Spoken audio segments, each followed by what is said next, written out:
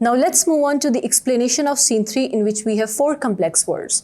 The first word which we have here is impulsively, जिसका उर्दू में मतलब है तेज रफ्तारी से, while in English it means thoughtlessly or act without planning. The second word which we have is restrained, जिसका मतलब है काबू में रखना, while in English it means reserved or controlled. The third word is scoffing, जिसका मतलब है तानाज़नी, while in English it means mocking something.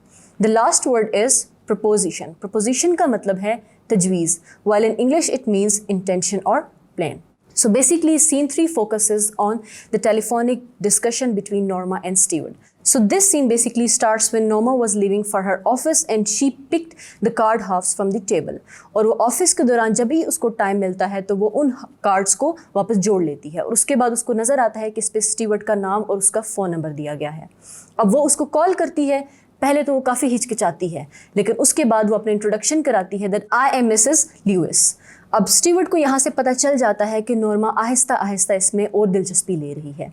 इसके बाद नॉर्मा बेसिकली सिर्फ इन्फॉर्मेशन को वेरीफाई करवाना चाह रही होती है and she asks about the anonymity of the person. She also asks about the money, कि क्या वाकई $50,000 मिलेंगे, और इसके अलावा वो ये भी पूछती है कि क्या वाकई किसी की डेथ होगी.